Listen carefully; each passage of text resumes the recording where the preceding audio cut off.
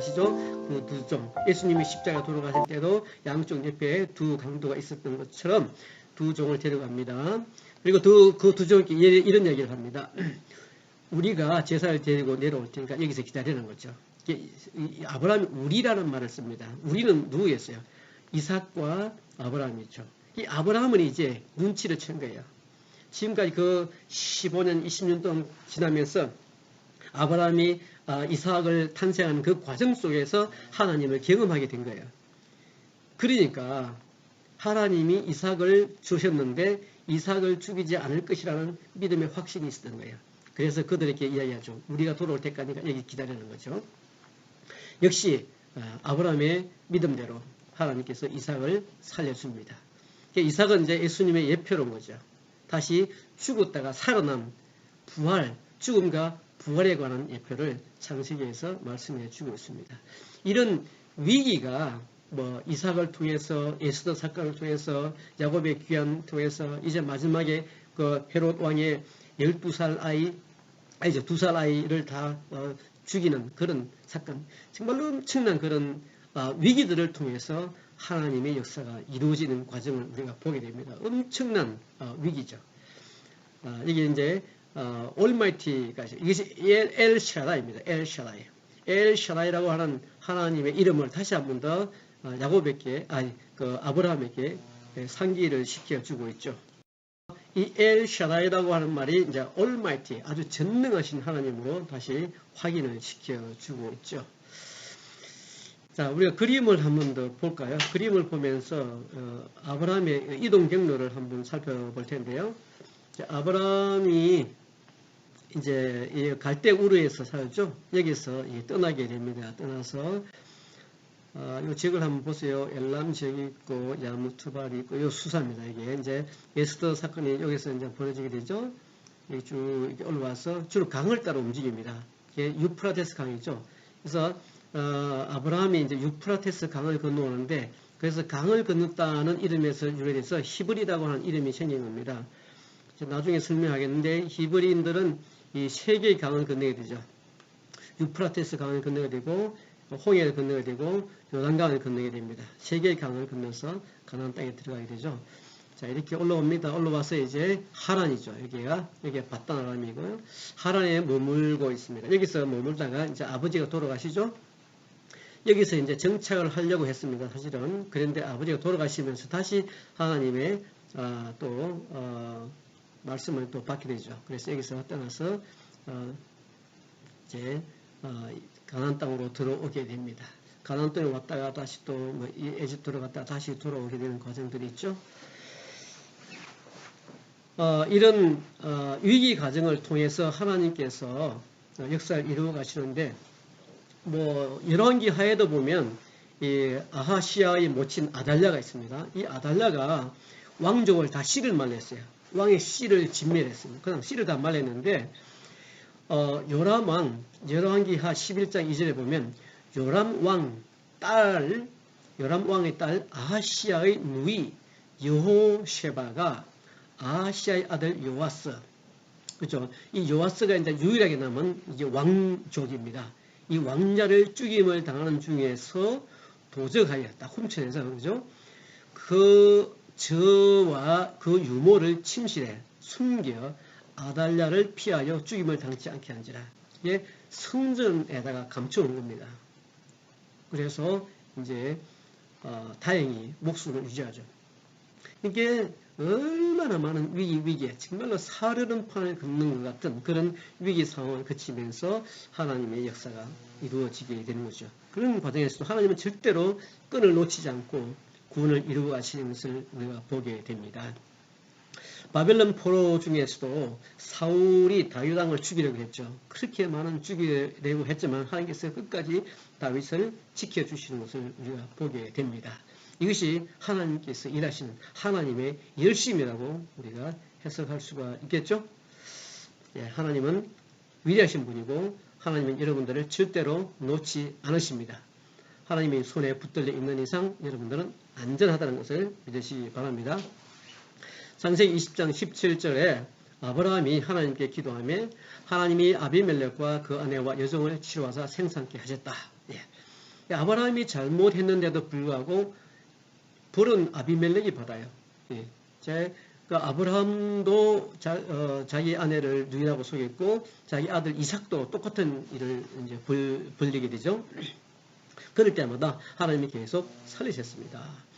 자, 아브라함의 아내 사라의 연고로 아비멜렉의 모든 집에 태를 닫아버렸어요. 잘못은 아브라함이 하고 책임은 아비멜렉이지만 이런 희귀한 일이 발생하게 되죠. 이것이 하나님의 백성으로서 가지는 특권이 아니겠습니까? 자, 그리고 나서 이제 다시 재약속을 하신다고 했죠. 약속을 하면서 이제 엘샤다이로 만나주신다고 약속을 했습니다. 자, 34장이 이제 33과 34, 5절에 끼어 있는 장이라고 이미 앞에서 말씀을 드렸죠.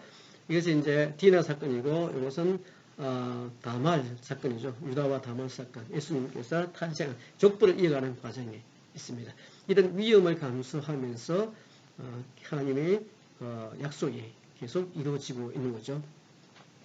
자, 이것은 설명을 다 드렸으니까 넘어가도록 하겠습니다.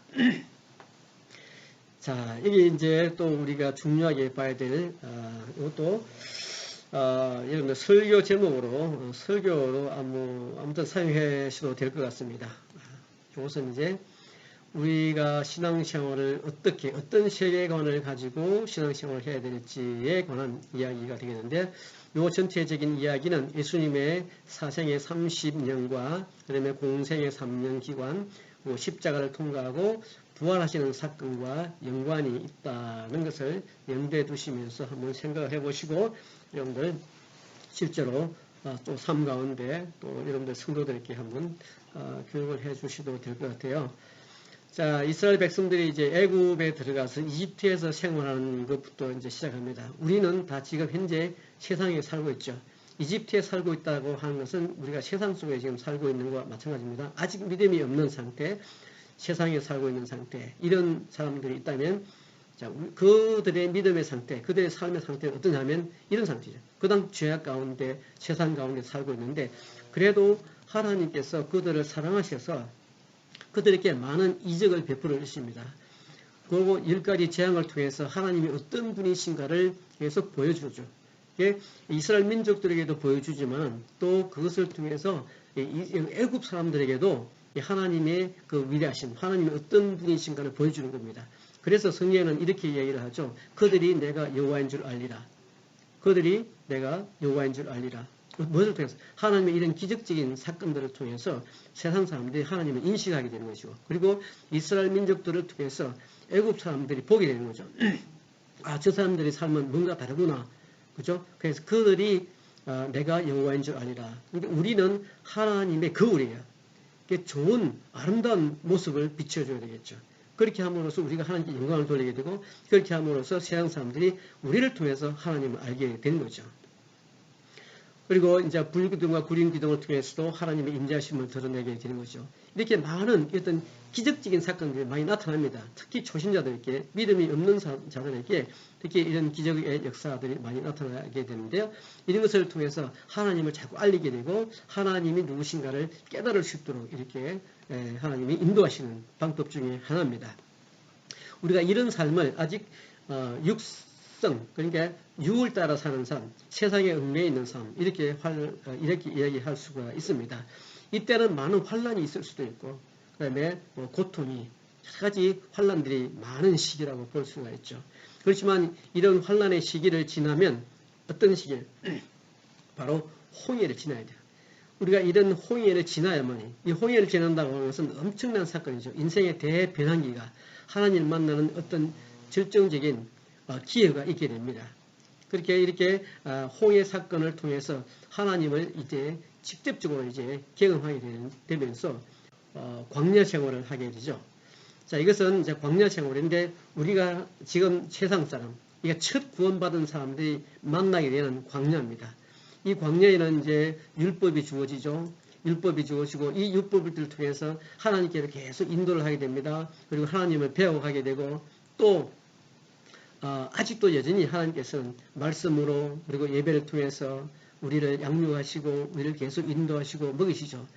이때는 이제 어떤 육적인 삶을 살았다면 이 광야에서는 이제는 그 육적인 삶을 좀 이제 벗어나서 한 단계 발전한 단계인데 이것은 이성을 따라 사는 삶, 그나마 많이 발전된 삶을 살게 됩니다. 이때는 인내가 많이 필요합니다. 인내를 통해서 우리가 하나님을 배워가는 과정을 겪게 되는데요. 자, 이런 과정을 통해서 우리가 인내를 배우게 됩니다. 그래서 이런 인내를 통해서 하나님을 더 경험하게 되는 사건을 초래하게 되죠. 그런데 이런 이제 우리가 광야에서 신앙생활 하는 도중에 우리가 하나님의 약속의 땅으로 들어가야 되는데 이 중요하게 약속의 땅에 들어가야 되는 항상 우리가 어떤 고난을 또 다른 우리가 홍해를 건너는 것처럼 또 다른 엄청난 어떤 뭐라 그럴까 인생의 전환점을 또 만나게 되는데 그것이 여리고성입니다. 그래서 우리 인생에 비유하자면 우리의 삶에 있어서 넘어야 될 산이 하나 분명히 나타나게 됩니다. 그것은 어쩌면 여러분들의 자녀 문제일 수도 있고 어떤 가정의 문제일 수도 있고 어떤 사업의 문제일 수도 있습니다. 여러분들의 그 인생 가운데 막혀있는 정말로 뚫어야 될 만한 그런 엄청난 큰 문제가 가로막혀 있죠. 그 문제를 우리가 어떻게 극복할 것인가? 인간적인 방법으로 무기를 들고 싸울 수도 없습니다. 이 여리고성을 무너뜨리는 방법은요, 너무나도 간단합니다. 뭔지 아세요? 이 여리고성을 무너뜨리는 방법은 성경 여호수아서를 자세히 읽어보시면 어떠한 방법이 아니라 그냥 침묵하는 거예요. 하나님의 말씀을 묵상하면서 하나님 앞에서 조용히 침묵하는 거예요. 하나님의 말씀에 온전히 순종하는 거예요. 여기서 한 가지 꼭 짚어야 될 것이 문제가 뭐냐면 절대로 불평하거나 하나님에 관해서 원망하거나 말하지 말라는 거예요. 이것이 여리고성을 무너뜨리는 중요한 키포인트예요.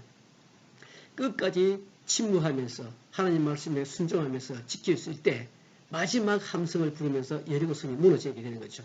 그러니까 여리고성은 전적으로 믿음으로 무너뜨리는 거예요.